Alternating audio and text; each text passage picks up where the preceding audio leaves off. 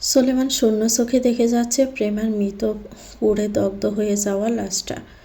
মানতে অবিশ্বাস্য হলেও সোলেমানকে মেনে নিতে হচ্ছে প্রেমার এই মৃত্যুটা। সোলেমান বেশ অনেকক্ষণ ধরে জিম ধরে বসে রইল। প্রেমার দিকে তাকিয়ে থেকেই এবার ইব্রাহিমকে বলে উঠল, রতন শিকদারকে ফোন করে ওনার মেয়ের দাফনের শেষ কাজটুকু সম্পূর্ণ করার ব্যবস্থা করতে বল ইব্রাহিম। আমাকে এখন যেতে হবে, মেহেরিন অপেক্ষায় আছে। আমি না হয় আবার আসবো, ওর জানাজায় সামিল হব। ইব্রাহিম ফোন করলো রতন শিকদারকে। প্রথম কলে রিসিভ হলো না, দ্বিতীয় কলে রিসিভ হলো। ইব্রাহিম জানালো তার মেয়ের মৃত্যুর বিষয়টা। অন্য সব বাবা হলে এতক্ষণে আকাশ পাতাল এক করে ফেলতো কান্না করে। মেয়ে হারানোর শোকে কোনো বাবার পক্ষে সম্ভব না নিজের আগে নিজের সন্তানের মৃত্যুর খবর শোনার। কিন্তু রতন শিকদারের বিষয়টা উল্টো ঘটল। তিনি জানার প্রয়োজন বোধটুকু করল না কি করে তার মেয়েটা মারা গেছে। একটু গলায় কাঁপনও ধরল না। কথা বলার সময় কথাগুলো আটকালও না। বুকের ভিতর সন্তান হারানোর হাহাকারও শোনা গেল না, বরং তার কণ্ঠে স্পষ্ট শোনা গেল বিরক্তিকর ভাব। যেন প্রেমা মরে যাওয়ায় সে ঝামেলা মুক্ত হলো। হাঁপ ছাড়লেন। সেই তালে বলে দিলেন, মরে গেছে সেই জন্য আমি কি করতে পারি? ইব্রাহিম আশ্চর্য হলো এক বাবার মুখে তার সন্তানকে নিয়ে এমন কথা শুনে। কি করবেন মানে? আপনার মেয়ে মারা গেছে, আপনার কিছু যায় আসছে না? না, আসছে না, বরং শান্তি লাগছে। আপনি কি বাবা নাকি অমানুষ? মেয়ের মৃত্যুতে শান্তি খুঁজে পাচ্ছেন? এমন অমানুষদের ঘরে কেন যে খোদা সন্তান পাঠায়? আপনি কি আপনার মেয়ের দাফনের কাজ করবেন না? প্রেমার আর কেউ আছে বলে তো আমি জানি না। আপনার স্ত্রী কোথায়? আমার সময় নেই। আর তাছাড়া আমি এখন শহরের বাহিরে। ওর মায়ের কবরের পাশে ফেলে দিয়ে আসো ওর লাশ। কেউ না কেউ দেখে তুলে কবর দিয়ে দিবে, তা না হলে ওভাবেই থাকুক পড়ে। ইব্রাহিম চমকাল। প্রেমার মা মারা গেছে? কবে মারা গেল? ইব্রাহিম তো একবার খোঁজ নিয়ে জেনেছিল মহিলার চিকিৎসা হচ্ছে। তাহলে কি তখন মারা গিয়েছিল আর বাঁচেনি? ওর আম্মার কবরটা কোথায়? আজিমপুরে। আর তোমরা ওকে কোথায় পেলে? মরল তো মরল, তাও আবার তোমাদের কাছে গিয়ে মরল। সেটা আপনার না জানলেও চলবে। আপনার হাতে সময় খুবই কম। আমার মতো মানুষদের গলা টিপে মেরে ফেলা উচিত। সন্তান জন্ম দেন ঠিকই, কিন্তু সেই সন্তানদের জন্য বাপ হওয়া হয়ে ওঠেন অভিশাপ, পাপ। ভালো থাকুন। শুনছি আপনার আর কোনো ছেলেপেলে নেই। শেষ বয়সে মৃত্যুর সময় মুখে পানি অবধি পাবেন তো? তেষ্টায় না আবার মরে যান। ইব্রাহিমের মেজাজ এখন খুব খারাপ হয়ে গেছে। সোলেমান পাশে এসে দাঁড়াতেই সোলেমান উঠে যেতে যেতে বলল, আমি এখন আসছি। প্রেমার বাবা অস্বীকার করে দিছে। প্রেমার দাফন কাজ করতে পারবে না, তার সময় নেই। বলে দিয়েছে কবরস্থানে লাশটা ফেলে আসতে। কেউ না কেউ দেখে কবর দিয়ে দিবে, আর তা না হলে এভাবেই ফেলে রাখতে বলেছে। দরজা অবধি গিয়ে সোলেমানের পা থেমে গেল। রতন শিকদার এমন কথা বলছে? এক বাপ তার মেয়ের মৃত্যুর কথা শুনে এভাবে বলল? যতই খারাপ হোক বাপ তো, তাই বলে কি একটু কষ্ট একটু খারাপ লাগবে না? সৎ বাপ তো আর না। এমন কেন বলল জানি না। ওনার কথার টোন বুঝে মনে হলো মেয়ের মৃত্যুতে উনি বেশ স্বস্তি পেয়েছেন। ওর মাকে জানিয়েছিস? ওর আম্মা বেঁচে নেই। মহিলার কবরের পাশে ফেলে আসতে বলেছে আজিমপুরে। এখন তাহলে প্রেমার দাফন কাফনের কাজ করবে কে? ইব্রাহিম গাড় বেঁকিয়ে তাকালো। এটা কেমন কথা বলল সোলেমান? প্রেমার দাফন কাফনের কাজ কে করবে মানে? তারা কি করতে পারে না এই ব্যবস্থাটা? তাদের কি সে সামর্থ্য নেই যে একটা মৃত মানুষের দাফন কাফনের ব্যবস্থা তারা করতে পারবে না? সোলেমান নিজেও হতভম্ব হয়ে গেল এই কথা বলে। কিভাবে বের হলো এই কথা? মস্তিষ্ক সংঘর্ষ বাজছে বারবার। এদিকে সদ্য বাবা হওয়ার সংবাদ, অন্যদিকে প্রেমার এই অবস্থা। আবার জরুরি মিটিংগুলো ফেলে এসেছে, সেখানেও হয়তো একটা গ্যাঞ্জাম লেগে গেছে। যদিও মিটিংয়ের গ্যাঞ্জাম নিয়ে সোলেমান এক ফোঁটাও ভাবছে না। এখন একটা মানুষের ব্রেন কত দিকেই বা ছুটবে। জীবন তাকে সবসময় এমন পর্যায়ে এনে কেন ফেলে, যেখানে তাকে প্রতিবার দুটো অপশানের ভিতরে একটাকে চুজ করতে হয়। এই যেমন মেহেরিনের জন্মদিন, প্রিয়তমাদের জন্মদিন নিয়ে তাদের প্রিয়তমদের কত কল্পনা জল্পনা থাকে। অথচ এই দিনে সোলেমানের বাবার মৃত্যুবার্ষিকী। সোলেমান ভারাক্রান্ত হয়ে থাকে। তার বাবার কবর জিয়ারতের ব্যবস্থা থাকে। অথচ সোলেমান চায় তার প্রতিটি দিন মেহেরিন নামক রমণীটাকে দিতে, কিন্তু বাস্তবতা তাকে বারবার ভিন্ন কিছু দেয়। প্রেমার দাফন কাফনের ব্যবস্থাটা সোলেমানরাই করল। প্রেমা তো আর কেউ নেই পৃথিবীতে। সে মরলে তার দাফন কাফন হতো কিনা এই নিয়েও তো প্রেমার মধ্যে সংশয়ে থাকত। শেখররা জীবনেও দিত না একটা সুস্থ দাফন। হয়তো কোনো জঙ্গলে নিয়ে ফেলে আসতো তার দেহটা, আর তা না হলে কোনো নরখাদককে দিয়ে দিত আহার করার জন্য। সেজন্যই বোধ হয় আল্লাহ তাআলা প্রেমার মৃত্যুটা সোলেমানদের কাছে এনেই দিয়েছে, অন্তত একটা সুন্দর শেষ যাত্রা না হোক, সুস্থভাবে কবর অবধি তো যেতে পারবে। সব নিয়ম মেনে এটাই বা কম কিসের। এরই মধ্যে ইব্রাহিম আবার কোথা থেকে যেন একটা ফুটেজ এনেছে, সোলেমানের দিকে বাড়িয়ে দিয়ে বলল, প্রেমা গতকাল নিবাসে এসেছিল, জানে সে বিষয়ে? সোলেমান চমকালো এমন কথা শুনে। তার চমকানো দেখে ইব্রাহিম বুঝলো সে জানে না। ইব্রাহিম ফুটেজটা তাকে দেখতে বলে চলে গেল হসপিটালের সব ফর্মালিটিস কাজ শেষ করতে। সোলেমান চেক করে দেখলো এটা সুলতান নিবাসের বাহিরে সিসিটিভি ফুটেজ। সেখানে স্পষ্ট দেখা যাচ্ছে বোরকা নিকাব পরা প্রেমা এসেছিল। দারোয়ানকে বারবার বলছিল সোলেমানকে ডেকে দিতে, সাসাকে ডেকে দিতে। দারোয়ান কাউকে ফোন করলো, প্রথম 2 বার রিসিভ হলো না। তারপরের বার কলটা রিসিভ হলো, কারোর সাথে কথা বলল। কথা বলা শেষে দারোয়ান প্রেমাকে দূর দূর করে দাঁড়িয়ে দিল। প্রেমা চলে যাওয়ার 2 মিনিট পরেই দেখা গেল সোলেমান বেরিয়ে গেল গাড়ি নিয়ে। সোলেমানের মাথায় ঘুরপাক খাচ্ছে। প্রথম ফোনটা হয়তো সোলেমানকে করেছিল। চট্টগ্রাম পৌঁছে খেয়াল করেছিল কল আর ব্যাক করেনি সে, কিন্তু দ্বিতীয় ফোনটা কাকে করেছিল দারোয়ান? সোলেমান চুল খামছে ধরল নিজের মাথার। ফোনটা কেন যে সে তখন ধরল না? জানতে তো পারতো কেন এসেছিল এতগুলো বছর পর প্রেমা তার কাছে, আর একটু আগে কেন সে বের হলো না। ইব্রাহিম আসতে সোলেমান জিজ্ঞেস করলো, দারোয়ান আমাকে একবার ফোন করেছিল, আমি খেয়াল করিনি তখন, কিন্তু দ্বিতীয় ফোন কাকে করেছিল জানিস? কাকে? সাসাকে। সাসাই তাড়িয়ে দিয়েছে প্রেমাকে।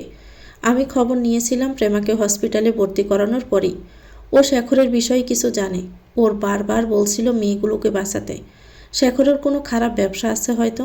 যদি সাসা তাড়িয়ে না দিত প্রেমাকে, তাহলে হয়তো মেয়েটা আজ বেঁচে থাকতো। সোলেমান সাসার নাম শুনে ফুস করে শব্দ করে শ্বাস ছাড়তে লাগলো ঘন ঘন। হ্যাঁ, সাসার প্রেমাকে শুরু থেকে অপছন্দ, তাই বলে সাহায্য চাইতে আসা কাউকে এভাবে গেট থেকে ফিরিয়ে দিবে? একটু তো শুনতো মেয়েটা কেন এসেছে। যেখানে সুলতান নিবাসের গেটে একটা কুকুর আসলেও তাকে খাবার না দিয়ে খালি হাতে ফিরিয়ে দেওয়া হয় না, সেখানে সাসা প্রেমাকে এভাবে তাড়িয়ে দিল।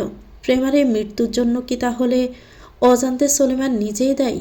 মাথা বন বন করতে লাগলো। ইব্রাহিম পানির গ্লাস এগিয়ে দিল। তুই শান্ত হ, তোকে মাথা ঘামাতে হবে না, আমি সব দেখছি, তুই আগে শান্ত হ। প্রেমার দাফনের কাজ সম্পূর্ণ হয়েছে, এবার দাফন কাজ করতে হবে আমাদের। Be strong. মেহেরিন নিবাসে আসার পরপরই সবাই এক এক করে দেখে যাচ্ছে আর কংগ্রেস জানাচ্ছে। এজন বিষণ্ণ মুখে মেহেরিনকে কংগ্রেস জানাতেই মাহি পাশ থেকে বলে উঠল, আপনি খুশি হননি যে চাচা হতে যাচ্ছেন? মেহেরিন তাকালো এজনের মুখের দিকে। এজন কটমট করে তাকায় মাহির দিকে। শালির বেটি মেহেরিনের সামনে জিজ্ঞেস করছে। সে অপ্রস্তুত হয়ে গেল। মেকি হেসে মেহেরিনের দিকে তাকিয়ে বলল, ভাবি, এই ছাগলের কথা সিরিয়াসলি নিয়েন না। আমি মেলা খুশি, এত খুশি যে দেখুন 4 আলিফ টেনে প্রকাশ করছি, আমার ভাইজান বাপ হবে। আর আমি এজন সুলতান অখুশি থাকব? কোন শালির বেটি ভাবে এই কথা বলুন তো? তার কপালে ঝাঁটার বাড়ি। আপনি রেস্টে নিন ভাবি, আমি বরং আসি। এজওয়ানের পিছন পিছন মাহিও চলে গেল। রুমাইসা দৌড়ে এসে এজওয়ানের করার সব কাহিনী শুনে খুলে পড়ল। সব শুনে মেহেরিন হাসবে নাকি কাঁদবে বুঝতেই পারছে না। এই এজন ছেলেটা এমন কেন? সব সময় বেশি বেশি বুঝে বসে থাকে, তারপর নিজেই আবার বাস খায়। মেহেরিন জিজ্ঞেস করলো, তোমার কি ওনার সাথে কথা হয়েছে আপু? শুনছি উনি আসছেন, কিন্তু কোথায়? এখনও আসছে না যে, ফোনও তো রিসিভ করছে না। কিছু জানো? ভাইয়াকে তো আমি কল দিয়েছিলাম, কিন্তু রিসিভ হয়নি, হয়তো এখনও রাস্তায় আছে। চিন্তা করো না, এসে যাবে। মেহেরিন মনকে শান্ত করার চেষ্টা করলো, কিন্তু কেন যেন শান্ত হচ্ছে না। বারবার অস্থির অস্থির লাগছে। উনি সহি সালামতে নিবাসে আসুক জলদি। মেহেরিন রুমে এসে জামা কাপড় বদলে পাতলা সুতি জামা পরে নিল। তার পড়ার টেবিলের চেয়ারটা টেনে বসল। বেডে থাকা ফোনটা তখন বেজে উঠল। মেহেরিন তাকিয়ে দেখলো বাড়ি থেকে ফোন করেছে। মেহেরিন রিসিভ করে কানে নিল। ফোনের ওপাশ থেকে তার আব্বার গলার আওয়াজ ভেসে আসলো। অস্থির গলায় বলছে, আম্মা, এখন শরীর কেমন আছে তোমার? বেশি খারাপ লাগছে কি? তোমার আপা আমারে যাইতে দিল না আজ, বলল কাল যাইতে। খুব কি খারাপ লাগছে? বাবা জলদি আসি তাহলে এখন। মেহেরিনের বুকটা শান্ত হলো বাবার কণ্ঠস্বর শুনে। পৃথিবীতে এই একটা মানুষ যে কিনা কখনো মেহেরিনকে অপেক্ষা করায় না, বরং মেহেরিনের জন্য সর্বদা অপেক্ষা করে। আব্বা শান্ত হও, আমার শরীর এখন ভালো, কোনো কষ্ট হচ্ছে না। আর আপা তো ঠিকই বলেছে, তুমি রাত করে এসো না ঢাকায়, ধীরে সুস্থে কাল এসো। তোমার আম্মাটা এখন ভালো আছে, চিন্তামুক্ত হও। যাক আলহামদুলিল্লাহ, আমার মাইয়াটা ভালো আছে। আম্মা তুমি কিছু খাইবা? কিছু খাইতে ইচ্ছে করে? এই সময় অনেক কিছু খাইতে ইচ্ছে করে, তুমি কও, আমি আসার পথে নিয়ে আসবো। তুমি শুধু বাবারে হুকুম করবা আম্মা। মেহেরিন মৃদু হাসল। কিচ্ছু লাগবে না আব্বা, তুমি শুধু আসো খালি হাতে পায়ে। তোমাকে দরকার আমার, কতদিন তোমাকে জড়িয়ে ধরি না বলো তো। আব্বা শরীর কেমন আছে তোমার? ভালো তো? দেখছো, ফোন দিছি মাইয়ার শরীরের খোঁজ খবর নিতে, মাইয়া উল্টো আমার শরীরের খবর নিচ্ছে। আম্মা আমি ভালো আছি। সঞ্জিতা বেগম ফোন কেড়ে নিলেন। একাই শুধু মেয়ের সাথে কথা বলছে, তাকেও তো বলতে দিতে হবে। মেহরিন, মা আমার সত্যি কোনো কষ্ট হচ্ছে না তো? না মা, কষ্ট হচ্ছে না। তো শ্বশুরবাড়ির সবাই গেছে ঢাকায়? হ্যাঁ আসছে। জামাই কই? একবারও ফোন দিল না। ব্যস্ত নাকি খুব? ফার্স্টারকে মোতালেব ভুইয়া বিরক্তিকর মুখে বলল, আহ মেহরিনের মা, তুমিও না। জামাই ব্যস্ত হবে না, বাপ হতে যাচ্ছে। সেটাও ঠিক। মেহেরিন জানিস, তোর বাপ নানা হচ্ছে শুনে যে কি করছে? কি করছে? হাতে টাকা ছিল না নগদ, সেজন্য তোর বাপ সেই ব্যাংকে গিয়ে 3 ঘন্টা লাইনে দাঁড়িয়ে তারপর টাকা তুলে পুরো এলাকায় মিষ্টি বিলিয়েছে। মেহেরিনের মুখ গম্ভীর হয়ে আসলো। এমন পাগলামি কেউ করে? কতগুলো টাকা খরচ করলো তার বাপ। এত টাকা খরচ করার কোনো মানে হয় না আব্বার। এতগুলো টাকা এভাবে খরচ না করে কি আব্বা তার শরীরের পেছনে ব্যয় করতে পারতো না? মোতালেব ভুইয়া কেড়ে নিল ফোন। আমার সব টাকাই তো তোমাদেরই, তোমাদের জন্যই তো জমাইছে। তোমাদের পেছনে ভাঙবো না আমি, তাহলে কার পেছনে ভাঙবো? তোমার জন্য কিছু ভাঙো, আমাদের দিতে দিতে তো তুমি নিঃস্ব হয়ে যাচ্ছ। তুমি শুধু দোয়াই রাখো আমাদের, আর কিচ্ছু লাগবে না। দোয়া তো সবসময় করি আম্মা। ধরো বোনের সাথে কথা কও। গাল ফুলিয়ে বসে আছে শেরিন। মেহেরিন ফোনে আবার গলার সাথে দেখে তাকিয়ে দেখলো ফোনের দিকে। সোলেমানের নাম্বারটা দেখে মুহূর্তে হাসি ফুটল মুখে। ফোনটা আবার কানে নিয়ে বলল, আব্বা একটু পর আমি ফোন দিতেছি। উনি ফোন দিচ্ছে। কল কেটে দিল ফোন। মোতালেব ভুইয়া শেরিনের দিকে তাকিয়ে বলল, কেটে দিছে ফোন, জামাই নাকি ফোন করছে, পরে ফোন দিবে। মেহরিন সোলেমানের ফোনটা রিসিভ করে কানে নিয়ে দ্রুত গলায় বলল, আসসালামু আলাইকুম। কোথায় আপনি? আর কতক্ষণ লাগবে ফিরতে? সোলেমান খাটিয়ার দিকে তাকালো, যেটা কেবলই মসজিদ থেকে আনা হয়েছে। সোলেমান নরম স্বরে আস্তে করে সালামের জবাব দিল। স্বামীর এমন গলা শুনে মেহেরিনের কপালে কিঞ্চিত কুঁচকে আসলো। এমন গলায় সোলেমান একমাত্র কথা বলে যখন সিরিয়াস কিছু হয়। আপনার কি কিছু হয়েছে? গলার স্বর এমন কেন শোনাচ্ছে? মেহরিন, আমাকে কি আর 2 ঘন্টা সময় দিতে পারবে? আমি এখনই ফিরতে পারছি না, একটা কাজে আটকে গেছি। কষ্ট পাবে খুব, মাত্র অল্প কিছু সময় দাও। সিরিয়াস কিছু হয়ে থাকলে আপনার যত সময় লাগে আপনি নিন, আমার কোনো সমস্যা নেই। কি হয়েছে শুধু সেটা বলুন। আমার খুব চিন্তা হচ্ছে। চিন্তা করো না, এই শরীরে চিন্তা করা উচিত না। আমি ফিরে সবটা তারপর বলি। আচ্ছা সমস্যা নেই। আর বাবুকে সরি বলে দিও, বাবার সময় মতো আসতে পারেনি তার সাথে দেখা করতে। বাড়ি ফিরে তার সব অভিযোগ আমি শুনব। 2 ঘন্টা শুধু তাকে ম্যানেজ করে নাও, বাবা চলে আসবে তক্ষণই। আচ্ছা আপনি কাজ সেরে আসুন, আমরা অপেক্ষা করব ততক্ষণ। কোনো সমস্যা হবে না আমাদের। I am sorry. এই সরি কেন বলছেন? আপনি তো আসবেন বলেছেন, আমার একটুও খারাপ লাগছে না, বরং দুশ্চিন্তা হচ্ছিল আপনি ফোন ধরছিলেন না বলে। এখন চিন্তামুক্ত থাকতে পারবো। Thank you so much, congratulations to us, we are going to be parents. Mehreen কিঞ্চিত হাসল। রাখছি তাহলে, দ্রুত কাজ সেরে ফিরুন। মেহরিন ফোন কেটে দিল। কিছুটা স্বস্তি পাচ্ছে এখন স্বামীর সাথে কথা বলে। ওদিকে আপু ওনাকে রাগ করে বসে আছে। মেহরিন ফোন করলো বোনকে। সোলেমান ফোনের দিকে একবার তাকিয়ে তারপর প্যান্টের পকেটে ঢুকিয়ে নিল। যেতে পারছে না সেজন্য ফোন করলো, না হলে মেয়েটা দুশ্চিন্তা করবে। আর সোলেমান চায় না এই সময়ে বউ তার দুশ্চিন্তা করে নিজের আর বাচ্চার জীবনে ঝুঁকিতে পেল। প্রেমার শরীরের এমন অবস্থা ছিল যে তার মৃত্যুর পর শেষ গোসল তো দূরের কথা, তা এমনটাও কারণে সম্ভব হয়নি। কারণ শরীরের কোনো অঙ্গ প্রত্যঙ্গ সুস্থ ছিল না, চামড়া নেই, সব পুড়ে গেছে। মুখেরও যাচ্ছে তাই অবস্থা। অথচ এই মুখটা দেখলে আগে যে কোনো পুরুষের এক দেখাতেই পছন্দ করে ফেলার মতো সৌন্দর্য ছিল। শরীরের ব্যান্ডেজ সমিতি প্রেমার আগুনে দগ্ধ হওয়ার দেহটা কাঁপনে মোড়ে হসপিটালের পাশের মসজিদের মাঠে প্রেমার জানাজার নামাজ পড়ানো হয়। তবে তার জানাজায় তেমন মানুষ হয়নি। এত রাত হয়ে গেছে, তারপর আবার আকাশটাও মেঘলা হয়েছে। মসজিদে থাকা কয়েকজন মিলে জানাজা পড়া হয়েছে। সোলেমান ইব্রাহিম দুজনেই পড়েছে। তারপর প্রেমার দেহটাকে আজিমপুর কবরস্থানে আনা হয়। হ্যাঁ, সোলেমান ইব্রাহিম দুজনেই প্রেমার খাটিয়ার ভার বহন করেছিল। ইব্রাহিম জানালো এখানে প্রেমার আম্মার কবর আছে। সোলেমান তাকিয়ে দেখল। রাতের অন্ধকারে কবরগুলো দেখতে ভয়ঙ্করই লাগে। তার উপর আকাশটা করেছে মেঘলা, ঝড় বৃষ্টি হতে পারে। অথচ গতকাল যখন প্রেমা সৃষ্টিকর্তার কাছে ঝড় বৃষ্টি বাতাসের আবদার করেছিল, তখন তো ঝড় বৃষ্টি বাতাস কোনোটাই হলো না। তাহলে আজকে হওয়ার কি মানে? অসংখ্য কবর এখানে, বাংলাদেশের সবচেয়ে বড় কবরস্থান বলে কথা। কবরস্থানে কথা বলে রেখেছিল ইব্রাহিম। তারা প্রেমার মায়ের কবরস্থান খুঁজে তার পাশে প্রেমার কবর খুঁড়ে রেখেছে। কখনো দেখা হয়নি সোলেমানের প্রেমার আম্মাকে। মহিলা কিভাবে মরেছে সেটাও জানে না। সোলেমান ইব্রাহিম সহ আরও দুজন মিলে প্রেমার দেহটাকে কবরে নামালো। প্রেমার মুখ কাপড়ে মোড়ানোর পর আর সোলেমানের দেখা হয়নি। নিজ হাতে মাটি ঠেলে দিল কবরে। শরীরে সেই সময় মাটি লেগে গেছে। প্রেমা এখন নিশ্চয়ই খুব শান্তি পাচ্ছে। তার মায়ের পাশেই তাকে শায়িত করা হলো। মায়ের বুকে কি এতক্ষণে মেয়েটা আশ্রে পড়েছে গিয়ে? তার সন্তান দুটো কি তাকে দেখা মাত্রই দৌড়ে ছুটে এসেছে? প্রেমা তাদের জড়িয়ে ধরে খুব আদর করছে নিশ্চয়ই। মায়ের সাথে গল্প জড়ে দিয়েছে মেয়েটা। সে কি সুখ পাচ্ছে? সুখ? মাটি দেওয়া শেষে সোলেমানের কি যে একটা হলো, বসে রইল কবরের পাশে আর জোরে জোরে শ্বাস ফেলতে লাগলো। হাঁসফাঁস লাগছে। সে বেরিয়ে যেতে চায় কবরস্থান থেকে, অথচ শরীর সায় দিচ্ছে না, অসাড় হয়ে আসছে। কবরস্থানে আসলেই সোলেমানের এমন হয়। আজও ব্যতিক্রম নয়। ইব্রাহিম হুজুরের সাথে কথা বলল কবর থেকে কিছুটা দূরে। তখনই খেয়াল করলো সোলেমান কেমন এলোমেলো ভঙ্গিতে বসে এক দৃষ্টিতে তাকিয়ে আছে কবরের দিকে। ইব্রাহিম ফোন বের করে সময় দেখল। রাত বাজে 1:30। এবার বাড়ি ফেরা উচিত তাদের। কাল না হয় আবার আসবে। কবরের চারপাশে বেড়া দিতে হবে। ইব্রাহিম গিয়ে তেরপেলটা দিয়ে প্রেমার কবরটা ঢেকে দিল। ঢেকে না দিয়ে গেলে বৃষ্টি হলে সব ধুয়ে কুড়িয়ে যাবে। তারপর তেরপালের সাইড দিয়ে ইট দিয়ে বেড়া দিল। তারপর এসে সোলেমানের কাঁধে হাত রাখতেই সোলেমান চমকে ওঠে। তড়িঘড়ি করে বসা থেকে উঠে বলল, আমাকে যেতে হবে, যেতে হবে আমাকে। আমি আর এখানে থাকতে চাই না।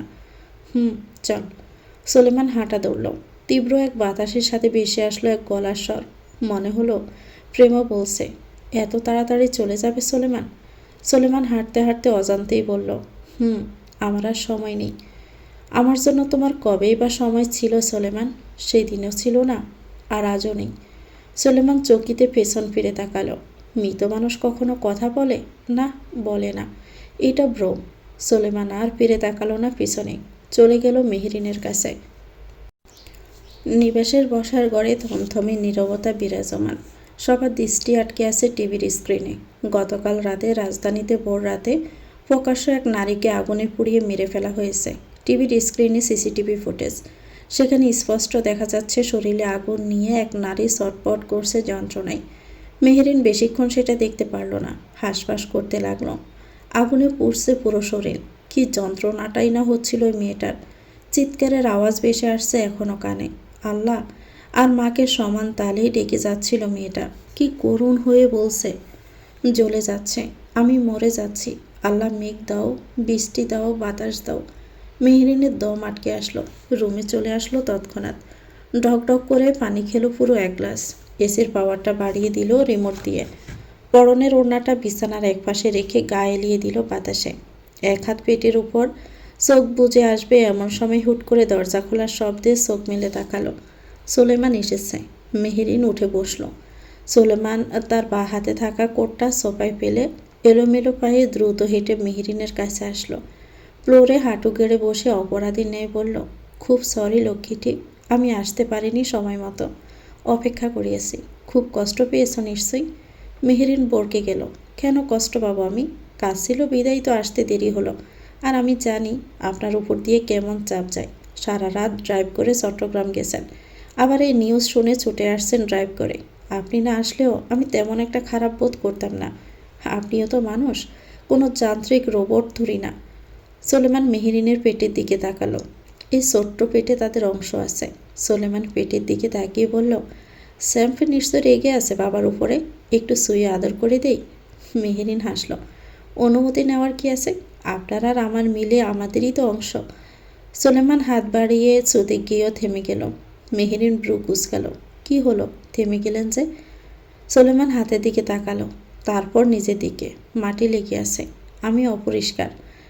তোমাদের এভাবে ছুলে তোমরাও নোংরা হয়ে যাবে, জীবাণু ছড়াবে। আমি ধুয়ে আসি আগে বরং। মেহেরিন তাকালো সোলেমানের হাতে আর শরীরের দিকে। এত মাটি লেগে আছে কেন? আচ্ছা যান, ফ্রেশ হয়ে আসুন আগে। সুলেমান দৃঢ় পায়ে এগিয়ে আলমারি থেকে জামা কাপড় নিয়ে ওয়াশরুমে চলে গেল। ঝর্ণার নিচে দাঁড়িয়ে ট্যাপ ছেড়ে দিল।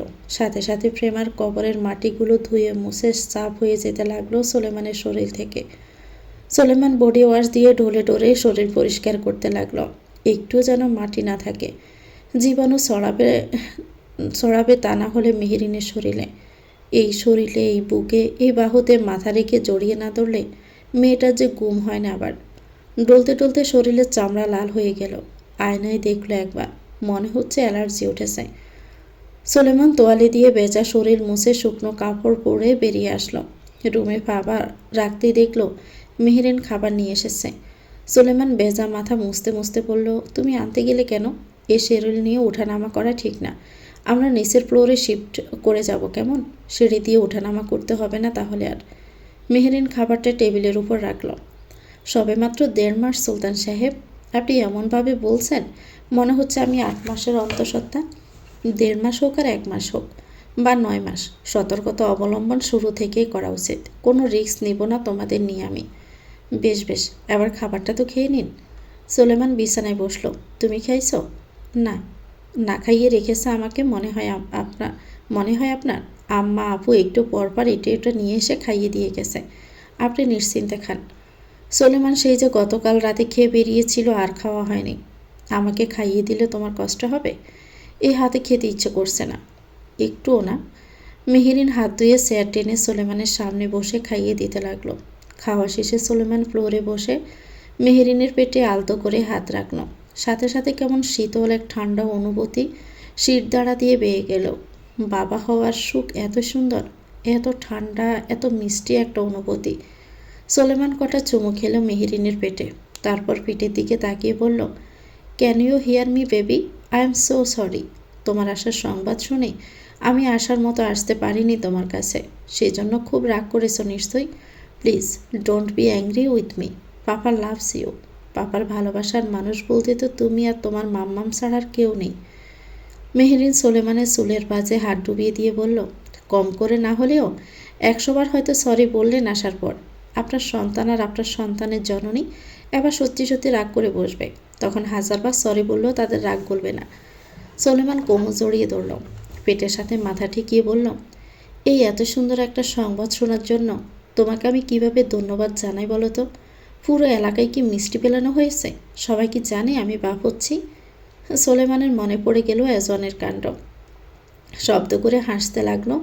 মনে পড়ার পর থেকে সোলেমান ব্রু কুচকালো হাসির শব্দ শুনে। হাসছো কেন? মিষ্টি দেয়নি? মেহেরিন হাসি থামিয়ে বলল, হাসছি কেন শুনবেন? এজন ভাইয়ে কি করেছে জানেন? ওই বেয়াদবটা আবার কি করেছে?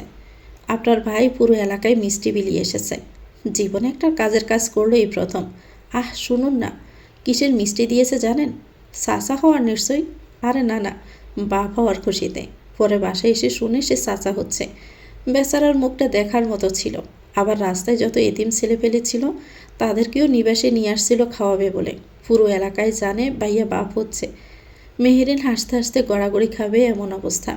সোলেমান তাকিয়ে দেখল সেই হাসি। হাসলে কী যে সুন্দর লাগে, অথচ মেহেরিন এভাবে প্রাণ খুলে উচ্ছ্বাস নিয়ে তেমন একটা হাসে না। পুরো কথা শুনিনি নিশ্চয়? হ্যাঁ, চাচা বলেছে আমি দাদু হতে যাচ্ছি, ব্যাস। আর বাকি কথা শুনে কে?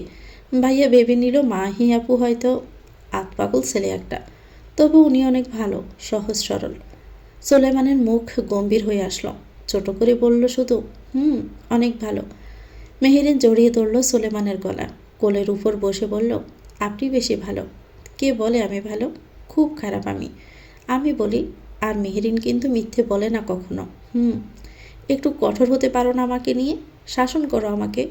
একটু অবহেলা করলেই দিবে দড়ম দড়ম করে কটা সর গালে। আহারে, চুমু খাওয়া গালে নাকি সর মারব। বাই দ্য ওয়ে, কী কাজে আটকা পড়ে গেছিলেন বললেন না তো? তখন যে বললেন ফিরে এসে বলবেন। সুলেমানের গম্ভীর মুখটা আরও গম্ভীর হয়ে গেল, একদম কালো মেঘের মতো বিষাদ চেপে গেল। শুনতেই হবে? আপনার ইচ্ছে, রাগ বা খারাপ লাগবে না তো? বলে তো দেখুন, ভেবে বলছো তো? আপনি বলুন নির্দ্বিধায়। প্রেমাকে তা তো জানো। মেহেরির নামটা কানে আসার সাথে সাথে চিনে ফেলল। আপনার প্রাক্তন না? কিছু হয়েছে? হুট করে তার কথা বলছেন যে? প্রেমা মরে গেছে মেহেরিন। মেহেরিনের মুখ দিয়ে ইন্নালিল্লাহ বেরিয়ে আসলো। আশ্চর্যজনিত গলায় বলল, কি? কীভাবে? আর আপনিই বা জানলেন কি করে? সুলেমান সবটা খুলে বলল। মেহেরিনের কপাল কুঁচকে আসলো সব শুনে। জানো মেহেরিন, আমি না প্রথমে চিনতে পারিনি প্রেমাকে। পুরো শরীর আগুনে পোড়া ছিল, আর মুখটাও অ্যাসিডে জলসানো ছিল। ইব্রাহিম বলাই চিনেছে। কেমন যে দেখাচ্ছিল প্রেমাকে বলে বোঝাতে পারবো না। মেহেরিনের গা কেঁপে উঠল। কিছুক্ষণ আগেও তো দেখলো একজনকে পড়তে। ইস, কীভাবে হলো এসব? এমন করুণ, এমন জঘন্য মৃত্যু। ওর স্বামী করেছে যতদূর জানি। বলছিলাম না ওর স্বামী আমার বিরোধী দলের অবৈধ কাজ করত? ওটাই হয়তো প্রেমা জেনেছিল, সেজন্যই আগুনে পুড়িয়ে মারল। ছি, কি নিকৃষ্ট লোক! আমার যতদূর মনে পড়ে আপনি বলেছিলেন প্রেমা আপু আপনাকে ঠকিয়ে শেখর নামের লোকটাকে বিয়ে করেছিল, নিজের পছন্দে ভালোবেসে। আগে জানতো না উনি খারাপ লোক? জানি না, ওর বিষয়ে আমি কিছুই জানি না। ভালোবেসে জেনে শুনেই তো বিয়ে করেছে। তাহলে কেন মারল শেখর? আপনার কি খারাপ লাগছে? আপনি কি ওখানেই ছিলেন এতক্ষণ? আমার কি খারাপ লাগা উচিত মেহেরিন? জানো ওর লাশটা নিতে কেউ আসেনি। ওর বাবাকে ফোন করে বলা হলো মেয়ের লাশটা নিয়ে যেতে, দাফনের ব্যবস্থা করতে। ওর বাপ কি বলল জানো? বলল আমার সময় নেই, মরেছে ভালো হয়েছে, ওর লাশটা ওভাবেই কবরস্থানে ফেলে দিয়ে এসো। মেহেরিন চমকে উঠল এই কথা শুনে। এক বাবা নিজের মেয়ের মৃত লাশ নিয়ে এভাবে বলতে পারল? ওনার বাবা এমন কথা কেন বলল? মেয়ের লাশটা নিতে কেন আসেনি? ওনার মা, কোনো আত্মীয় স্বজন নেই? না, আসেনি। বলছিলাম না ওর বাবা ওদের দেখতো না। প্রেমার আর কেউ নেই। ওর মা মারা গেছে অনেক আগেই, যেটা আমি আজ জানলাম। তাহলে ওনার দাফন কে করলো? দাফন হয়েছে তো, নাকি হয়নি? সুলেমান দুহাত দেখিয়ে বলল, এই হাত দিয়ে ওর দাফন সেরে এসেছে মেহেরিন। মেহেরিন তাকালো হাতের দিকে। আমার সেজন্যই দেরি হয়ে গেছে মেহেরিন, না হলে বিশ্বাস করো আমি আরও অনেক আগেই চলে আসতাম। মেহেরিন স্তব্ধ হয়ে গেল। তার স্বামী নিজেও যে এক প্রকার থাকতে বাধ্য হয়েছে তার চোখ মুখ দেখে বোঝা যাচ্ছে। একজন মৃত মানুষের দাফন করা ফরজ দায়িত্ব, আর সেটি যত দ্রুত করা যায় ততই উত্তম। মানুষটা জীবনে পাপী ছিল কিনা নাকি বিশ্বাসঘাতক ছিল সেটা মুখ্য বিষয় নয়। মৃত্যুর পরে সে কেবল একজন মানুষ, আল্লাহর বান্দা। মেহেরিন ধীরে বলল, আপনি যদি সেদিন চলে আসতেন তাহলে হয়তো তার দাফনের কাজটাই হতো না। সে আপনার প্রাক্তন হতে পারে, কিন্তু সবার আগে সে একজন মানুষ, একজন মৃত মানুষ। তার পাশে কেউ ছিল না, অন্তত আপনি তো ছিলেন। রাগ করলে না? মেহেরিন একটু থেমে নিঃশ্বাস নিয়েই বলল, রাগ করব কেন? যে জীবিত থাকতে রাগ করিনি, তার মৃত্যুর খবর শুনে রাগ করব? রাস্তায় যদি কোনো অপরিচিত মানুষ আমার সামনে মৃত্যুবরণ করত, আমি কি উপেক্ষা করে চলে আসতে পারতাম? পারতাম না তো। যতটুকু সামর্থ্য থাকতো ততটুকু তো করতামই। আর সেনা কেউ হলে তো আরও বেশি করতাম, কারণ মানবতা সম্পর্কে সে বড়। আপনি একজন মানুষ হিসাবে দায়িত্ব পালন করেছেন। হয়তো সম্পর্কের জায়গায় অনেক ক্ষত আছে, কিন্তু মানবতার জায়গায় আপনি হেরে যাননি, আর সেটাই অনেক বড় আমার কাছে। আপনি যদি তার বিশ্বাসঘাতকতার জন্য তাকে ওভাবে ফেলে রেখে চলে আসতেন, তাহলে সবচেয়ে বোধহয় খারাপ আমারই লাগতো। সুলেমান বাম হাতে জড়িয়ে কাছে টেনে আনলো মেহেরিনকে। মেহেরিন স্বামীর বাহুতে মাথা ঠেকিয়ে বলল, জানেন আমি আজ নিউজে দেখেছি একজনকে পুড়তে অনেক আহাজারি করছিল, কিভাবে অসহায় হয়ে করুণ গলায় বারবার আল্লাহকে ডেকে মেঘ বৃষ্টির আবদার করছিল। কেউ আসলো না তাকে সাহায্য করতে। সুলেমান গাড় বেঁকিয়ে মেহেরিনের দিকে তাকিয়ে বলল, ওটাই প্রেমা। মেহেরিন চকিতে চমকে উঠল। ওটা প্রেমা? কি করুণ ছিল আর্তনাদগুলো! ও জানো, মৃত্যুর আগে আমাকে একটা কথা বলে গেছে। কি? ও বারবার বলছিল মেয়েগুলোকে বাঁচাতে। ওনার মেয়ে? না, ওর সন্তান আছে কি না তা তো আমি জানি না। আছে কি জানি, ইব্রাহিম হয়তো খোঁজ নিচ্ছে। ওর কোনো সন্তান থাকলে তো হয়তো বলতো, হয়তো এই মেয়েগুলোকে বাঁচাতে বলছে। সুলেমান ছবিগুলো বের করে দেখালো। মেহেরিন দেখল ছবিগুলো। কয়েকজন কিভাবে মেয়েদের উপর অত্যাচার করছে। কারা এরা? আর এটা কোথায়? মনে হচ্ছে কোনো যৌনপল্লী। মেহেরিনের চোখ বড় বড় হয়ে আসলো, আর তখনই সোলেমানের ফোনটা বেজে উঠল। সোলেমান তাকিয়ে দেখল ইব্রাহিম ফোন করেছে। রিসিভ করল। ইব্রাহিম বলল, কান্দাপাড়া পতিতালয়ে এসব অবৈধ কাজ করছে শেখর। ভিন্ন ভিন্ন ধর্মের উপজাতি অসহায় দুস্থ মেয়েদের প্রেমের প্রলোভন দেখিয়ে নিয়ে আসত, তারপর জোর করে এসব কাজ করাতো। প্রেমাকেও হয়তো সেখানেই নেওয়া হয়েছিল। সোলেমানের কপালে ধুবাস পড়ল। শেখর নিজের বউকে নিয়ে গিয়েছিল পতিতালয়ে? এত নিকৃষ্ট ওই অদম। যেহেতু প্রমাণ আছে সেহেতু আমাদের দেরি করা মানে ওই মেয়েদের জীবনকে বিপন্নতার দিকে ঠেলে দেওয়া। শেখর হয়তো এতক্ষণে জেনে গেছে প্রেমার বিষয়টা, আর সে চুপ করে থাকবে না, নিশ্চিত পালাবে। আনিসুল হককে জানা, তার ফোর্স রেডি করতে বল। ঠিক আছে, রাখছি, ঘুমিয়ে পড় তুই। সোলেমান ফোন কেটে দিল। মেহেরিন তাকিয়ে রইল মুখের দিকে।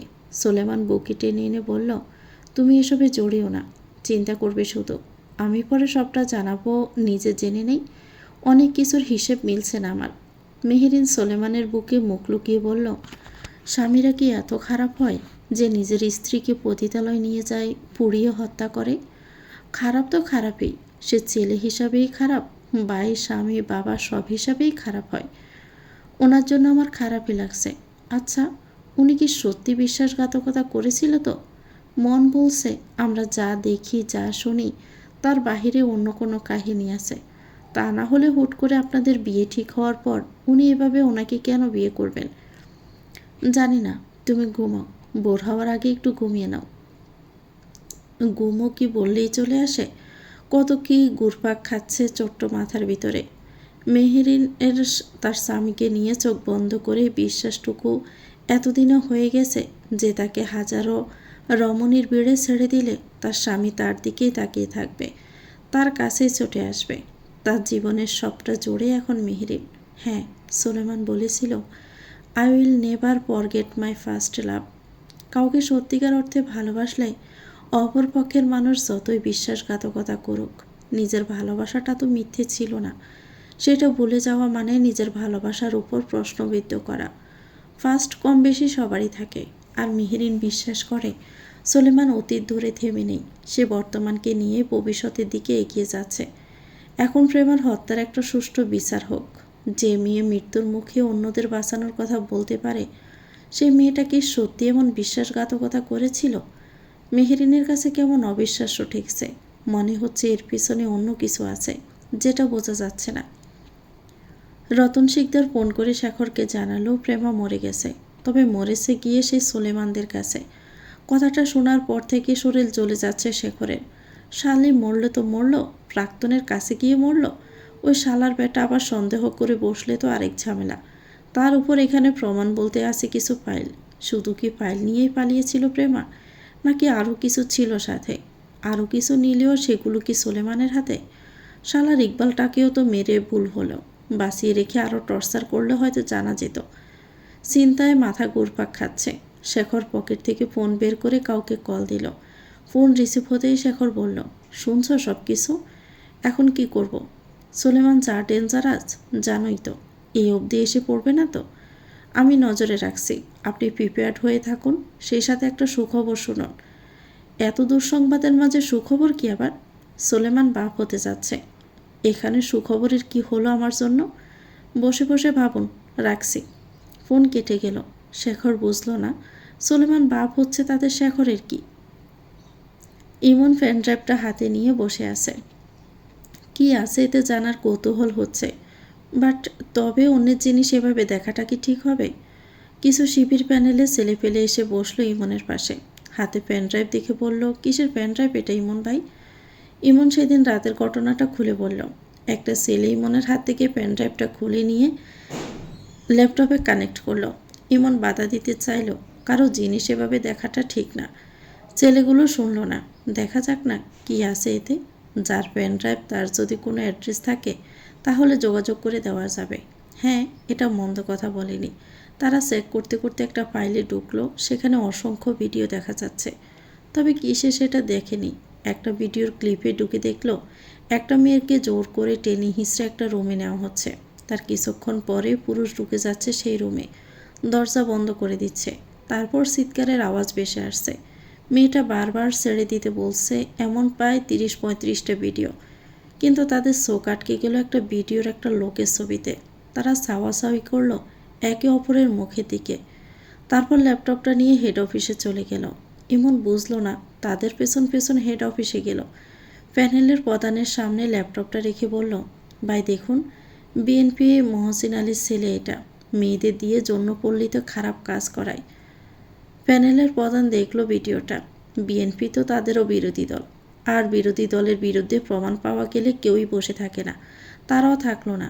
এমন তার ফেসবুক অ্যাকাউন্ট দিয়ে ইন্টারনেটের মাধ্যমে প্রমাণ সমেত ভিডিও শেখরের ছবিগুলো ভাইরাল করে দিল। মুহূর্তের মধ্যে মিডিয়া জগৎ তোলপাড় হয়ে গেল। কেউ বলছে ফেক, কেউ বলছে আওয়ামী লীগের চক্রান্ত, ইচ্ছে করে পাঠাচ্ছে বিএনপিকে নিচে দেখানোর জন্য। আবার কেউ বা বলছে এগুলো জামায়াতের প্ল্যান। নানান মনির নানান মতের সৃষ্টি হলো। ভিডিওটা চলে গেল ডিজিএফআই এর কার্যালয়ে। সোলেমান নিউজটা দেখে তাকে ফোন করে বলল, আর প্রমাণ লাগবে? মিডিয়া তোলপাড়। শেখর পালানোর আগেই ধরা চাই। নিজের স্ত্রীকে গত পরশু রাতে পুড়িয়ে হত্যা করেছে। আমি চাচ্ছি পুরো বিষয়টা আইনের মাধ্যমে হোক। আমি আমার নিয়মে করলে কিন্তু বডি খুঁজে পাবেন না, সাথে জবাবদিহিতা করার জন্য কিছু বলার মতেও থাকবে না। তখন সামলাতে পারবেন তো? ফোর্স রেডি আছে, ইতিমধ্যে তারা বেরও হয়ে গেছে। গুড, আমি আসছি। সোলেমান সকালে মেহেরিনের সাথে ব্রেকফাস্ট করলো। ব্রেকফাস্ট শেষে রেডি হলো। বের হওয়ার আগে বাড়ির প্রতিটি মেয়েটকে বলে গেল কোনো কিছুর জন্য মেহেরিনকে সিঁড়ি বেয়ে যেন নিচে নামতে না হয়।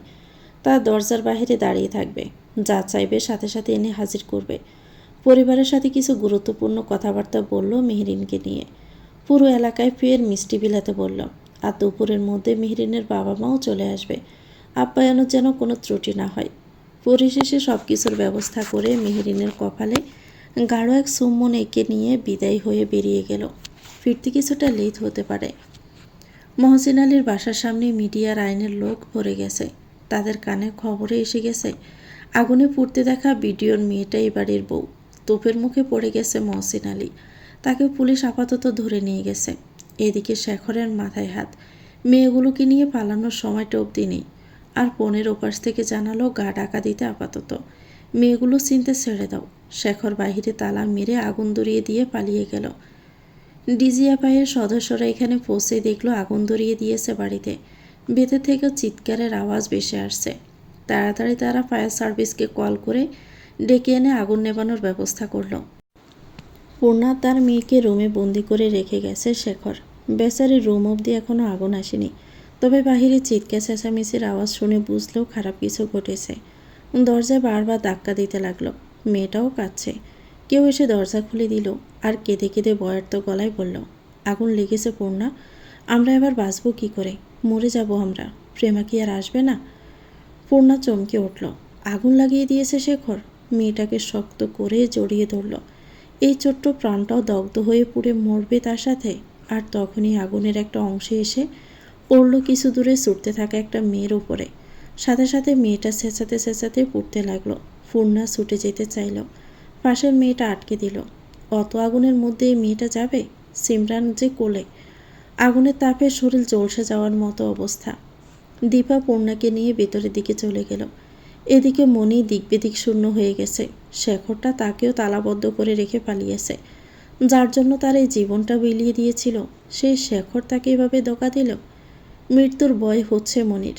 এই মৃত্যুর ভয়ে এক এক করে তার সকল পাপের দৃশ্যগুলো মনে পড়ছে।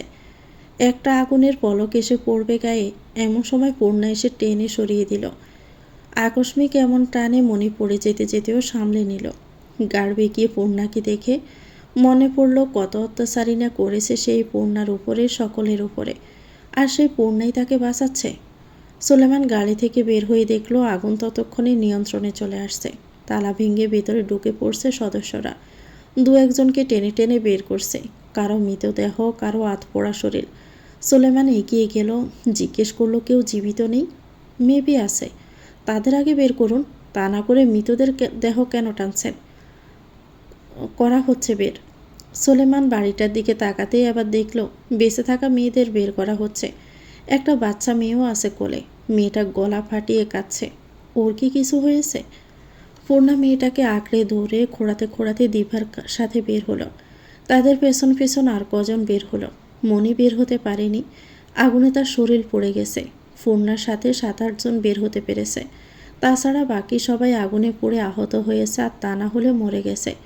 হয়তো কারো এখনও শ্বাস আছে। পূর্ণা বের হয়ে প্রশাসনকে দেখতে পেয়ে প্রেমাকে খুঁজতে লাগলো। প্রেমা নিয়ে এসেছে এদের নিশ্চয়ই। প্রেমা কি জানে ইকবাল ভাই মরে গেছে? প্রেমা পূর্ণা হন্য হয়ে প্রেমাকে চোখ দিয়ে খুঁজতে লাগলো। কেউ পাশ দিয়ে যেতেই প্রেমা জিজ্ঞেস করলো, প্রেমা কোথায়? ওকে দেখছি না কেন? প্রেমা নিয়ে এসেছে আপনাদের, তাই না? একটু ডেকে আনুন না প্রেমাকে, কথা আছে। সুলেমান এই নাম শুনে দাঁড়িয়ে গেল। পেছন ফিরে দেখল পূর্ণাকে। প্রেমা, আপনি চেনেন তাকে? হ্যাঁ চিনি। কোথায় ও? একটু ডেকে আনুন না। আচ্ছা, ও ঠিক আছে তো? শেখর ওর কিছু করেনি তো? মেয়েটা সুস্থ আছে তো? আর আপনি কে? সুলেমান থমথমে গলায় বলল, আমি সুলেমান। কথাটা শুনেই পূর্ণা মুখোপানে তাকিয়েছিল। এটা সুলেমান? সেই সুলেমান যাকে প্রেমা ভালোবাসত? আপনি কি সেই সুলেমান? প্রেমার সুলেমান? প্রেমা কোথায়? প্রেমার নেই, মরে গেছে। কথাটা দাঁড়ালো সূচের মতো এসে বিঁধল পূর্ণার কানে। প্রেমা মরে গেছে? দুপা পিছিয়ে পড়ে যেতে নিলে দীপা ধরে ফেলল। সিমরানকে কোলে নিতে পূর্ণ অবিশ্বাস্য গলায় বলল, না, এটা হতে পারে না, বলুন মিথ্যে কথা। প্রেমা মরতে পারে না। ইব্রাহিম এগিয়ে এসে বলল, এটা সত্যি কথা, আগুনে পুড়িয়ে মারা হয়েছে। প্রেমা মারা গেছে গতকাল রাতে। ইব্রাহিম সবটা খুলে বলল। সবটা শুনে পূর্ণার দেহে কাঁপন ধরে গেল। সেই সাথে আকাশের দিকে তাকালো। প্রেমার নেই। অবিশ্বাস্য, মেয়েটা মরে গেছে। এই জীবনে মেয়েটা আর সুখ পেল না। পূর্ণা গগন বিদারী চিৎকার করতে করতে বলল, এমনটা তো হওয়ার কথা ছিল না প্রেমা। তুমি মরে যাবে বলে তো পালাওনি। আমি যদি জানতাম তুমি মরে যাবে, তাহলে বিশ্বাস করো কখনোই আমি তোমাকে পালাতে সাহায্য করতাম না। তুমি তো বলেছিলে আসবে, আমাদেরকে বাঁচাবে। আমরা তো বেঁচে গেলাম, কিন্তু তুমি তো বাঁচলে না প্রেমা। কথাগুলো বলে পূর্ণা ছুটে গেল সে পোড়া বাড়ির দিকে। সুলেমান আর ইব্রাহিম বাধা দেওয়ার জন্য তারাও ছুটল। পূর্ণা পাতাল করে সে মাগুর মাছের পুকুরের সামনে আসলো। হাঁটু গেড়ে পুকুরের দিকে তাকিয়ে বলল, ইকবাল ভাই, ও ইকবাল ভাই, শুনতে পাচ্ছেন? প্রেমা নেই, আমাদের প্রেমা মরে গেছে ইকবাল ভাই। এই পৃথিবীতে আপনিও নাই, আমাদের প্রেমাও নাই। একে একে সবাই চলে গেলেন, আমাদের একা ফেলে। এভাবেই যদি চলে যাওয়ার ছিল, তাহলে কেন এত লড়াই করলেন? কেন এত কষ্ট সহ্য করলেন আমাদের মুক্তির জন্য? এই মুক্তি আমাদের চাই না ইকবাল ভাই। এমন শূন্য মুক্তি নিয়ে আমরা কি করব? আপনারা ফিরে আসুন, ফিরে আসুন আপনারা। সুলেমান আর ইব্রাহিম পুকুর পাড়ে পূর্ণাকে এভাবে আহাজারি করতে দেখে ব্রু কুঁচকাল। সুলেমান জিজ্ঞেস করল, কে ইকবাল? পূর্ণা অশ্রুভরা চোখে সুলেমানের দিকে তাকিয়ে বলল, আপনার ভালোবাসা প্রেমাকে বাঁচাতে গিয়ে মৃত্যুকে আলিঙ্গন করেছিল সে। সুলেমান আশেপাশে তাকালো। ভালোবাসা ছিল, তবে একটা সময়, এখন আর নেই। না, সে কেবলমাত্র আমার প্রাক্তন। আমার তাকে পরিচয় দেওয়ার মতোই একটাই পরিচয় আছে। আমার ভালোবাসার সবটা জুড়ে এখন আমার বউ মেহেরিন। প্রেমা সত্যি আপনার কেউ না? ওই যে বললাম প্রাক্তন। পূর্ণা এবার চেঁচিয়ে উঠল। সেই জন্যই কি একটাবার খোঁজ খবর নেননি এ মেয়েটার? মেয়েটা আদৌ ভালো ছিল কি না জানার প্রয়োজন বোধটুকুও করেননি? প্রেমাটা এই জীবনে একটু সুখও পেল না। এত জনম দুঃখিনী মেয়ে আমি দুটো দেখিনি। যদি একটু খোঁজ নিতেন, তাহলে হয়তো প্রেমার এমন অকাল মরণ হতো না। সে নিজের ইচ্ছে আমাকে ছেড়ে চলে গিয়েছিল। কখনোই না, সে কখনোই নিজ ইচ্ছায় আপনাকে ছেড়ে চলে যায়নি। তাকে বাধ্য করা হয়েছিল। তার মাকে বাঁচানোর মিথ্যে প্রতিশ্রুতি দিয়ে তাকে আপনা থেকে দূরে সরে আসতে বাধ্য করা হয়েছিল। এই মেয়েটা এক জীবনে শুধু আপনাকেই ভালোবেসে গেল। আর আপনি কি করলেন? সুলেমানের কপালে দুভাঁজ পড়ল। তাকে বাধ্য করা হয়েছিল মানে? কেউ করেছিল? আপনার কথার মানে আমি ঠিক বুঝতে পারছি না। পূর্ণা সবটা খুলে বলল, কিভাবে শেখর তার অসহায়ত্বের সুযোগ নিয়েছে, প্রেমা কিভাবে তার মাকে বাঁচানোর জন্য ভিক্ষা করেছে, কিভাবে সুলতান নিবাসের গেট থেকে তাকে ফিরিয়ে দেওয়া হয়েছে, কিভাবে প্রেমা বারবার সুলেমানকে ফোন করছিল, কিভাবে প্রেমা বিয়ের আগেও বাশার সুলতানকে ফোন করেছিল যাতে সুলেমানকে খবরটা দেয়, আর সুলেমান বিয়ের আগে চলে আসে, কিভাবে বিয়ের পর প্রেমা জানল তার মা আগেই মৃত্যু ছিল, শেখর জানায়নি, কিভাবে বিয়ের পর প্রেমার উপর অত্যাচার করত। তার গর্ভ থেকে দুটি সন্তান টেনে বের করে কুকুরের সামনে ছুঁড়ে দেওয়া হয়েছিল, যেন তারা মানুষ নয়, কোনো অপবিত্র বস্তু। তার জরায়ু কেটে তাকে চিরতরে বন্দা করে দেওয়া হয়েছিল, যেন তার মাতৃত্বের স্বপ্নটাই অপরাধ। শেষে বস্তায় বেঁধে এনে ফেলে দেওয়া হয়েছিল এই নোংরা পতিতালয়ে। সবটাই বলল পূর্ণা সোলেমানকে। সবটা শুনে সোলেমান নিজের ভারসাম্য ধরে রাখতে না পেরে হেলে গেলে ইব্রাহিম ধরে ফেলল। এসব সে কী শুনছে? যাকে বাবার আসনে বসিয়েছিল সেই চাচা তাকে ঠকালো। সেদিন তো চাচা তাকে ফোন করেনি, ফোন করেছিল ইব্রাহিম। ইব্রাহিমের মুখে খবরটা শুনেই পাগলের মতো ছুটে এসেছিল। সোলেমান কত আহাজারি করেছিল, প্রেমাকে যাচ্ছে তাই বলে কত কিছুই না বলে যাচ্ছিল। কই তখনও তো চাচা একবারের জন্য বলল না যে প্রেমা তাকে ফোন করেছিল। উল্টো বলেছিল বিরোধী দলের মেয়েকে ভালোবেসেছিস, সবল তো খেতেই হবে। কিন্তু আজ সোলেমান জানতে পারছে সবলটা প্রেমা দেয়নি, দিয়েছে নিজের মানুষ, নিজের চাচা। প্রেমাকে সেদিনও তাড়িয়ে দিয়েছিল, আর গত পরশুও তাড়িয়ে দিল তার চাচা। একটা মানুষকে অপছন্দ হতেই পারে, সেজন্য কি এভাবে মৃত্যুর দিকে তাকে ঠেলে দিবে চাচা? চাচার জন্য সোলেমান কি না করে। চাচার সকল অন্যায়, সকল কিছুই তো সোলেমান নিজের কাঁধে নিয়ে নেয়। সেই চাচা কি করে এভাবে ঠকাতে পারল? একদিকে চাচার করা বিশ্বাসঘাতকতা, অন্যদিকে যাকে এতগুলো বছর ধরে বিশ্বাসঘাতকতা ভেবে এসেছিল সে তো নির্দোষ। সেই জন্যই কি চাচা সোলেমানকে বাংলাদেশে আসতে নিষেধ করতো বারবার? প্রেমার নামে এটা ওটা বলে মনটা বিষিয়ে দিত, প্রেমার প্রতি ঘৃণার তাপ বাড়িয়ে দিত। প্রেমার মৃত্যু চেয়েও যেন চাচারে বিশ্বাসঘাতকতার ব্যথাটা বেশি মনে হচ্ছে এখন সোলেমানের কাছে। তো ভিউয়ার্স, গল্পটির নাম হচ্ছে দাহসজ্জা, লিখেছেন রায়হান জুবায়ের রিপ্তি। এটা গল্পের 37তম পর্ব। পরবর্তী পর্ব পেতে চ্যানেলটিকে সাবস্ক্রাইব করে আমাদের সাথে থাকবেন। ভিডিও ভালো লাগলে একটি লাইক দিয়ে দিবেন, কমেন্ট করে জানাবেন কেমন লেগেছে। আল্লাহ হাফেজ, আসসালামু আলাইকুম।